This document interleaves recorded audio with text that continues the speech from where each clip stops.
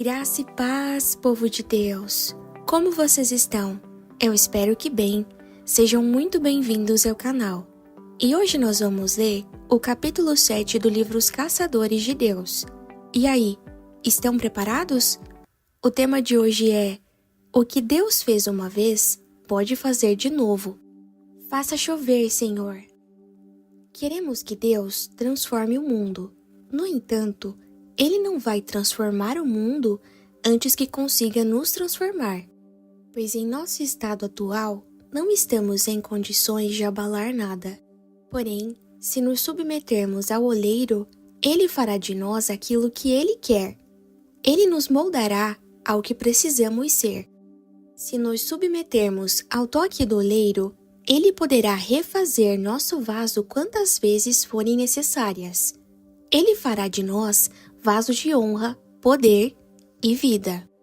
Afinal, não foi Ele quem transformou pescadores analfabetos em revolucionários e cobradores de impostos mal afamados em avivalistas destemidos? Se Ele fez isso uma vez, pode fazer de novo. Quero romper com o padrão de escrever regras para livros evangélicos e pedir que você ore comigo agora, enquanto lê a primeira página desse livro. Esse livro foi escrito para ajudá-lo a introduzir a presença de Deus em sua vida e em sua igreja. Pode parecer tolice, mas quero que você coloque a mão sobre seu coração e ore comigo agora a oração do vaso de barro. Pai, agradecemos por sua presença. Sentimos no ar a possibilidade de estarmos próximos do Senhor. Sentimos que está por perto, mas não estamos perto o suficiente. Vem, Espírito Santo. Se não for agora, quando será? Se não vier a nós, sobre quem virá? Se não for aqui, diga-nos onde? Instrua-nos, Senhor, e lhe seguiremos. Buscaremos sua presença, pois queremos o Senhor. Não estamos buscando nada menos do que a sua presença. Algo está acontecendo no corpo de Cristo. Muitos de nós, e cada vez mais irmãos, já não suportamos brincar de religião. Está se levantando em nosso meio um espírito de batalha, uma ânsia de conquistar territórios, em nome do Deus eterno. Sei que recebi do Senhor a missão de colocar minha vida em cidades-chaves, pontos estratégicos, onde sinto que Deus está prestes a derramar o seu espírito. Estou buscando lugares onde Deus está se manifestando. Já descrevi como Deus se manifestou na cidade de Houston. Fiz menção desse acontecimento porque tive o privilégio de presenciá-lo. Fui conduzido por mais de um ano a participar de reuniões constantes de oração em algumas cidades. Coisas incríveis estão acontecendo. Ainda temos um longo caminho a percorrer, mas em cada uma dessas cidades tem acontecido algo de grande significado para esse mover de Deus. Meu desejo é ver uma explosão contagiante da presença de Deus, como aquela experimentada por Finer, Edwards, Roberts e outros, em que muitas regiões foram alcançadas pelo reino. Estou em busca de cidades inteiras. Não estou mais interessado em só pregar para os crentes nas igrejas. Estou em busca de cidades inteiras, onde há pessoas que não conhecem Jesus. Certa vez, quando estava em uma conferência com Frank Damasio na cidade de Portland, Oregon, eu ouvi dizer algo que imediatamente me chamou a atenção. Ele disse que alguns pastores em Portland haviam se unido para fincar estacas em lugares estratégicos, no perímetro daquela região e nas principais fronteiras. Foi um trabalho demorado, porque eles oravam sobre cada estaca colocada, como se elas simbolizassem uma demarcação espiritual. Impelido pelo Espírito Santo, disse ao Frank: se você providenciar estacas, irei às cidades aonde Deus me enviar e ajudarei os pastores a demarcar o território para o Senhor. Então comecei a orar: Deus, mostre-me um precedente para que eu possa compreender o que o Senhor está fazendo aqui. Assim saberei por que colocou esse desejo em meu coração. Tal compreensão me sobreveio mais tarde, justamente na Califórnia, exatamente no lugar onde a corrida de ouro teve início. Quando os garimpeiros encontravam uma terra onde pudesse haver ouro, fincavam uma estaca e assim reivindicavam o território. Alguns terrenos eram mais valiosos que outros, por causa do que havia sob eles. Para reivindicar um terreno naquela época, era preciso fincar uma estaca no chão. A estaca deveria levar o nome da pessoa e uma breve descrição da área que estava sendo reivindicada. O terreno seria avaliado formalmente mais tarde. Enquanto isso, a estaca era um documento tão importante quanto uma escritura. Se ninguém reclamasse a terra, outra pessoa poderia remover a estaca antiga, fincar sua própria estaca com seu nome e as dimensões da terra e dizer, de acordo com a lei, reivindico essa terra. Estou em processo de possessão e ocupação e esta estaca é a prova que por lei esse terreno é meu. Os pastores e congregações que desenvolveram raízes em uma cidade ou região têm direitos legais, sob orientação de Deus, para reivindicar suas cidades para o rei, fincando suas estacas no território. Mantivemos nossa fé cercada pelas 4 paredes de nossas igrejas. Agora, Deus nos chama a entendermos a fé além das fronteiras de nossas cidades e nação. Ao demarcarmos o território de nossas cidades, estaremos expandindo as paredes de nossas igrejas. Isso nos obriga a encararmos o fato de sermos a igreja na cidade, um povo sob o senhorio de Deus, composto de muitas congregações, de acordo com o modelo igreja-cidade do primeiro século. Fizemos estacas de madeira e escrevemos as palavras renovação, avivamento e reconciliação, juntamente com versículos bíblicos. Fizemos um furo no meio da estaca e uma proclamação enrolada como um pergaminho foi inserida nele. Havia cerca de 20 versículos nas estacas e na proclamação. Um deles se encontra em Isaías 62 e diz: Eis que o Senhor fez ouvir até as extremidades da terra estas palavras. Dizei à filha de Sião, eis que vem o teu Salvador. Vem com ele a sua recompensa, e diante dele o seu galardão. Chamar-vos-ão, povo santo, remidos do Senhor, e tu, Sião, serás chamada procurada, cidade não deserta. Isaías 62, versículos 11 e 12. Arrependimento, reivindicação e resistência. Na proclamação contida em cada estaca fincada nos solos das cidades, havia esta declaração feita pelos representantes legais de Deus naquela cidade. Baseado na palavra de Deus, manifestando apoio aos líderes dessa cidade, me coloco como representante dos outros pastores que desejam arrepender, reivindicar e resistir. Arrependemo-nos. Pedimos ao Senhor que nos perdoe pelos pecados desse estado e dessa região, especialmente dessa cidade. Pedimos perdão pelos pecados de corrupção política, preconceito racial, perversão moral, feitiçaria, ocultismo e idolatria. Clamamos que o sangue de Jesus purifique nossas mãos do derramamento de sangue inocente. Pedimos perdão pelas divisões na igreja, perdão pelo orgulho, perdão pelos pecados da língua e qualquer outro pecado que tenha ferido a causa de Cristo. Nós nos arrependemos e nos humilhamos, clamamos misericórdia sobre nossa terra, nossa comunidade e nossas igrejas. Reivindicamos, chamamos pela vinda do reino de Deus para que sua vontade seja feita nessa cidade. Pedimos em nome de Jesus o derramamento da graça, misericórdia e fogo para que haja um avivamento espiritual que cubra a comunidade, a fim de que as pessoas se voltem para Deus, se purifiquem, sejam quebrantadas e se humilhem. Clamamos que o destino dessa cidade não seja frustrado. Clamamos que o Senhor visite essa cidade, nossas igrejas e lares. Que essa cidade não seja esquecida. Clamamos também por uma restauração baseada na justiça. Também resistimos, em submissão a Deus, pela fé, ao inimigo e suas obras, e todas as forças e poderes demoníacos que têm escravizado essa cidade. Resistimos ao espírito de maldade que estabeleceu fortalezas nessa cidade. Resistimos aos lugares obscuros, às obras das trevas, aos lugares onde o inimigo esteja acampado. Clamamos o nome do Senhor para que tais fortalezas espirituais sejam destruídas e proclamamos, nesse dia, que essa cidade, especialmente essa região, está agora sob o poder e senhorio do Espírito Santo. Por meio dessa proclamação, avisamos a todos os outros espíritos que desde já eles estão banidos dessa terra pelo poder do nome de Jesus. Hoje, nos colocamos na brecha e edificamos uma cerca de proteção ao redor dessa cidade. Antes de adquirir uma propriedade, ela tem que ser avaliada.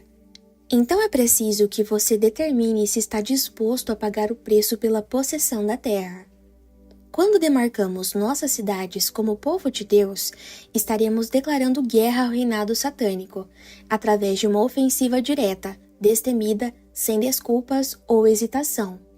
Estaremos dizendo ao inimigo: declaramos diante de Deus e queremos proclamar: vamos tomar a cidade. Entre parênteses, me senti tão compelido a isso que, juntamente com um grupo de intercessores, fui à rua Bonnie Brae, em Los Angeles, Califórnia, local onde tudo começou e que cresceu tanto, a ponto de ser mudado para a Rua Azusa. Enquanto intercedíamos ali naquele terreno, fincamos uma estaca. Algo parecia romper em meu coração. Espero também que nas regiões celestiais. Senti como se tivéssemos esbarrado em um poço antigo. O entulho começava a ser removido, que as águas da Rua Azusa fluam novamente. Veio a mim uma palavra do Senhor a respeito de, entre parênteses, poços antigos, que se aplica diretamente às cidades, bem como às mais antigas denominações e igrejas. Antes que os novos poços artesianos sejam perfurados, Deus vai reabrir ou desobstruir os poços antigos. Gênesis capítulo 26 nos diz que Isaac fez com que os seus servos reabrissem os poços que seu pai Abraão cavara muitos anos antes no vale de Gerar. Embora os filisteus os tivessem entulhado depois da morte de Abraão, Isaac ainda os chamou por seus nomes de origem. Ele encontrou tanta água que teve que pelejar constantemente contra assaltantes filisteus e, finalmente, mudar-se para Berseba, ou Poço do Juramento. Foi ali que Jacó teve o encontro com Deus vivo e descobriu seu verdadeiro direito de primogenitura no plano de Deus. Veja Gênesis 28, versículos 10 ao 16. O Senhor está desobstruindo poços antigos do avivamento nesses dias. Existem lugares onde a glória de Deus permanece como uma poça de água parada, um charco. As pessoas têm que vir ao poço para serem satisfeitas, mas nos padrões que Deus estabelecer. Deus vai reabrir os poços antigos, antes de trazer à tona novos poços. Um ano antes de começar a trabalhar nesse livro, o Senhor falou ao meu espírito: vou visitar novamente os lugares de avivamentos históricos para dar outra chance ao meu povo. Vou convocá-los a remover o entulho dos poços antigos, para que um novo avivamento seja firmado sobre as fundações do avivamento antigo. Em outras palavras, antes que o verdadeiro avivamento possa irromper nos shoppings ou outros lugares, terá que começar nos altares de nossas igrejas e fluir dali pelos corredores até atingir o limiar da porta e alcançar as ruas, como cumprimento da profecia em Ezequiel 47. Depois disso, o homem me fez voltar à entrada do templo, e eis que saíam águas debaixo do limiar do templo, para o oriente, porque a face da casa dava para o oriente, e as águas vinham debaixo, da banda direita da casa, da banda do sul do altar. Ele me levou pela porta do norte e me fez dar uma volta por fora, até a porta exterior, que olha para o oriente, e eis que corriam as águas do lado direito. Saiu aquele homem para o oriente, tendo na mão um cordel de medir, mediu 1000 côvados, e me fez passar pelas águas, águas que me davam pelos tornozelos. Mediu mais 1000 côvados, e me fez passar pelas águas, águas que me davam pelos artelhos. Mediu mais 1000, e me fez passar pelas águas que me davam pelos lombos. Mediu ainda outros 1000, e já era um rio que eu não podia atravessar, porque as águas tinham crescido, águas que se deviam passar a nado, rio pelo qual não se podia passar. Toda criatura vivente que vive em enxames viverá por onde quer que passe esse rio, e haverá muitíssimo peixe. E onde chegarem essas águas, tornarão saudáveis as do mar, e tudo viverá por onde quer que passe esse rio. Junto ao rio, as ribanceiras de uma e de outra banda, nascerá toda sorte de árvore, que dá fruto para se comer. Não fenecerá a sua folha, nem faltará o seu fruto. Nos seus meses produzirá novos frutos, porque as águas saem do santuário. O seu fruto servirá de alimento e a sua folha de remédio. Ezequiel 47, versículos do 1 ao 5, 9 e 12. Não é curioso que o rio da presença de Deus, que fluía de seu santuário, tornava-se mais profundo à medida que o profeta andava? Por fim, Ezequiel já não podia mais tocar o fundo do rio. As águas o cobriam. Estava fora de seu alcance. Busca um avivamento que não possamos conter, e sua parte mais rasa será o templo. A próxima onda da glória de Deus. Acredito que algumas cidades são antigos poços de unção de Deus. São lugares de avivamento históricos, e Deus está convocando pastores e congregações nessas cidades para reabri-los. Remover entulhos de poços antigos não é uma tarefa das mais agradáveis. Quando um pastor amigo meu comprou um terreno na Índia, disseram-lhe que havia um poço velho naquela propriedade. E não era um poço comum vertical. Era inclinado horizontalmente, ao lado de uma montanha. Quando os homens daquele ministério começaram a trabalhar para remover o entulho, encontraram um amontoado de móveis e maquinários velhos e abandonados, em meio ao mato que crescera ali. Centenas de cobras também tiveram que ser removidas daquele lugar.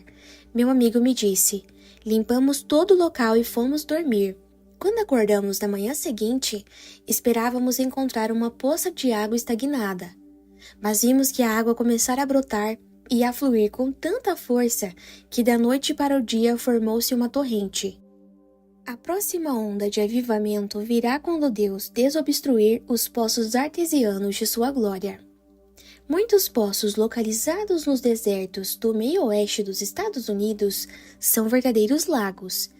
Existe água suficiente, vertendo dos reservatórios naturais da terra, para mantê-los cheios quase todo o tempo, mesmo no calor do deserto. A maioria dos seres viventes do ecossistema desértico se dirige a estes oásis em busca de água que necessitam para viver. Nos últimos anos, Deus tem desobstruído lugares onde sua presença permanece perenemente, e assim ele tem trazido vida a milhares de perdidos e crentes sedentos. Mas eles têm que ir em direção ao poço. Existe um poder na peregrinação que foi esquecido. Agora, Deus está prestes a liberar a próxima onda de sua unção.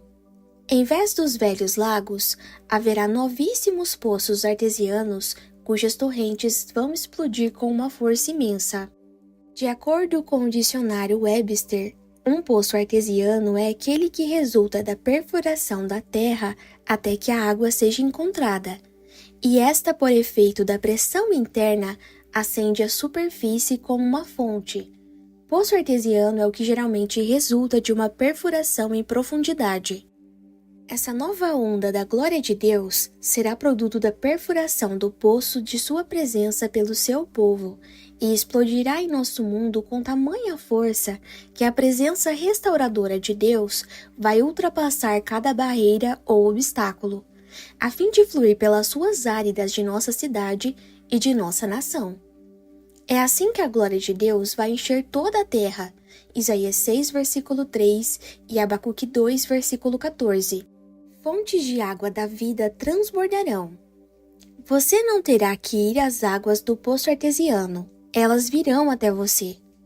Considerando que as águas em seu percurso sempre procuram os níveis mais baixos e os pontos que apresentam menor resistência, não é difícil entender por que Jesus, o resplendor da glória do Pai e a expressão exata de seu poder, Hebreus 1, versículo 3, disse: "E aos pobres está sendo pregado o Evangelho", Mateus 11, versículo 5.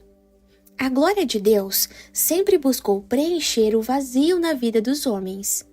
Em dias vindouros, a glória de Deus vai emanar de onde menos se espera e começará a fluir e encher os que oferecerem menor resistência. E somente ao Senhor será tributada a glória. O Senhor me falou claramente a respeito de sua glória durante um aguaceiro incomum no sul da Califórnia. Nasci e fui criado em Louisiana, um lugar onde estamos acostumados às chuvas.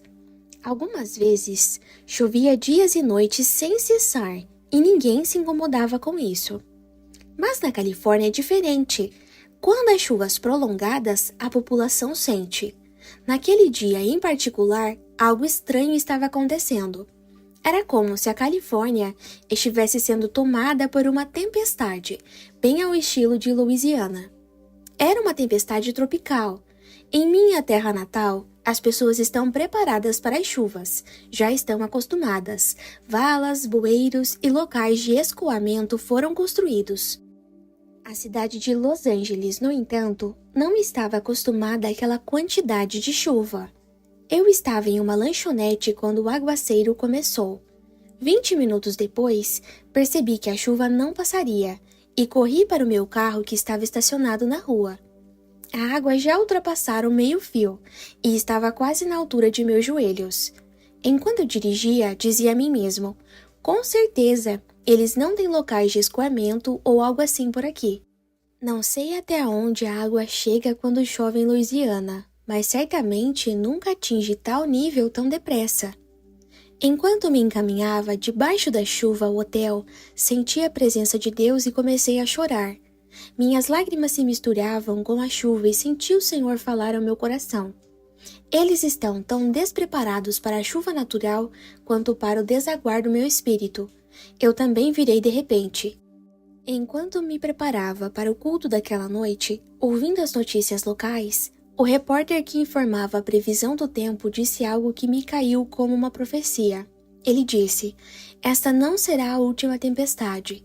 Na verdade, elas estão acumuladas no Pacífico, como se fossem ondas e virão uma após outra. Então ele explicou que a fonte dessas ondas de chuva era o fenômeno chamado El Niño. El Niño em espanhol significa o menino, e é um termo usado para se referir ao menino de Belém. Aquele repórter não percebeu a profundidade daquelas palavras proféticas. Ele estava falando do menino Jesus, a fonte de todas as ondas de glória que estão prestes a inundar esse planeta. Naquele momento, algo me dizia, sim, Senhor, mande ondas após ondas de sua glória, até que literalmente tudo seja inundado, que seja removido tudo aquilo que não provém de ti. Faça chover, Jesus, reine sobre nós.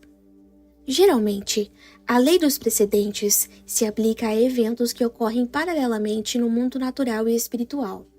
Minha fome pelo desencadeamento da manifestação da glória de Deus é tamanha que mal posso expressar sua intensidade ou urgência. Minha oração é: Senhor, deixe que a chuva caia. Dessa vez o inimigo não terá bueiros suficientes para escoar as águas. Sua chuva se elevará de tal forma que todos serão tomados pela poderosa onda de sua glória. Deixe que chova, Senhor. Que as fontes sejam rompidas e os poços desobstruídos. Reivindique sua herança.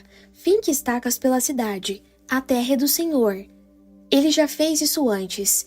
Ele poderá fazê-lo novamente. Mande chuva, Senhor.